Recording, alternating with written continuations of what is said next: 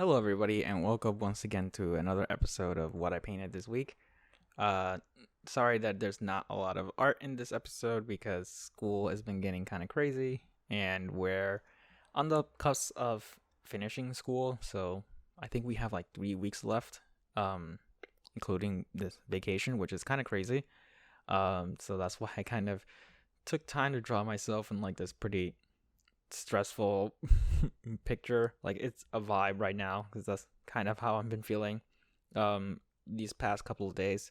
And the reason because of that is we're in our senior studio class and we're kind of just wrapping things up, and we should be kind of, finalizing our pieces, showcasing our stuff, going to critiques. And I think this one's going to be jured for like senior portfolio. So it's kind of, it's a lot of work and a lot of stakes and stress. So it kind of feels like, it's the end of the world, but it's not. It's, it's just our school and it's whatever. Part of it is, you kind of try to stick to your plan, try to stick to like your schedule and just do it day by day and try not to get overwhelmed, as easy as it is, especially nowadays where things are just so crazy and out of whack. It's super easy just to get caught up in things and just completely shut down. And that's totally fine. That's like super normal. Me as like, I guess a senior right now in university, I kind of learned that it's fine to feel overwhelmed and just like take breaks and just kind of slow down and think, what kind of things you want to do, and reassess. And I think because we're just kind of in a very fast-paced world where everybody gets results immediately, especially on social media, where you get to see a lot of sorry, that's my fridge acting up. You get to see like a lot of results super fast, and it's super easy to think that you're behind or you're not gonna catch up or whatever. That's totally fine to have those feelings because I get them all the time, like every day. Uh, it's one of the things I do just to kind of deal with them is that I try to think what are the things I can control and what are the things I can do to change my day to day. Because you can't really control anything that happens like in the news or like anything that kind of upsets you. There's just there's some things that you just can't necessarily control. So you focus a lot on what you can do. Like I can do like a sketch a day, or I can do a painting a day. I can do some practice, to better my skills. I can practice time management bit by bit. I can prioritize things that I need to get done. And I make a list and I try my best to complete this list. Checking off things in like a list or like a to-do list or task stuff, it's actually super satisfying for me and it works a lot. And I think that's probably because of how video games have conditioned me to check mark things and complete tasks. And there's like a little bit of dopamine that comes from that. And I think that's super cool and interesting.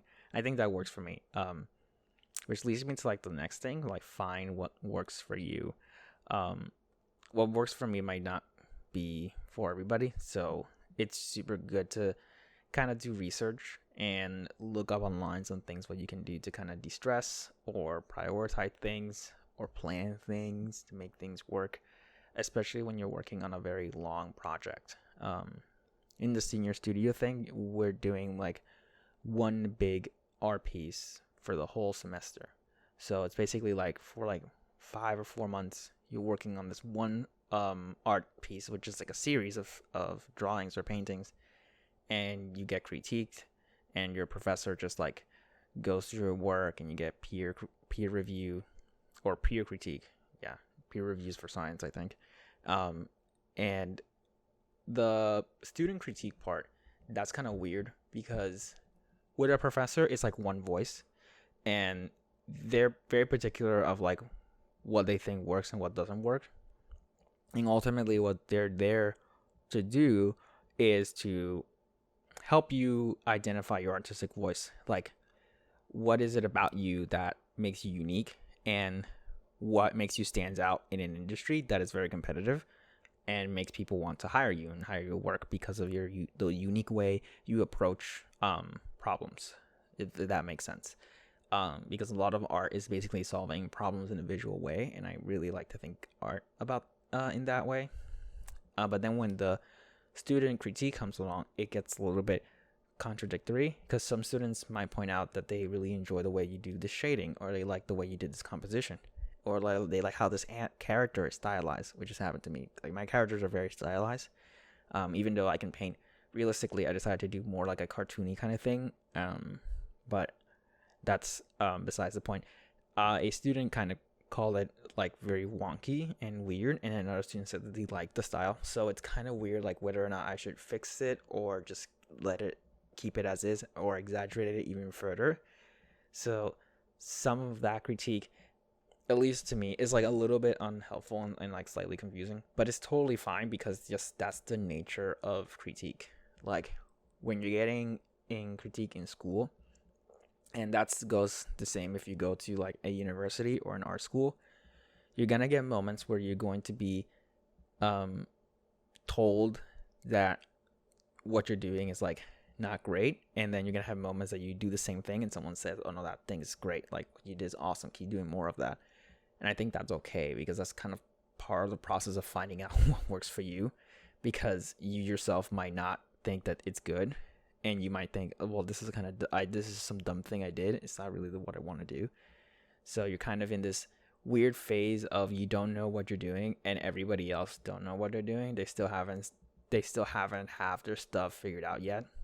So it's still kind of like this really weird phase of just no one knows what they're doing, and we're just trying to figure shit out. So it's fine for you to get like moments of contradiction and moments of not knowing what the heck happened. I think I'm going to rename this video in like college experience, or my college days, or something like that, because there's a lot of stuff I learned from university, and I think that's particularly helpful for like people who want to get into it, or people who are still in it, and just kind of have a conversation, because I don't really see much of that stuff in YouTube, mostly in the art community. All I get is tutorials or drama. Drama's fun, but I don't want to really do that. I mean, I do. Yes, I do like drama, actually. So anyway, thank you so much for watching this weird video. It's been super fun documenting my process. If you want to see more, check it out on my Instagram. I also have a Discord description, and I'll see you guys in the next video. Bye.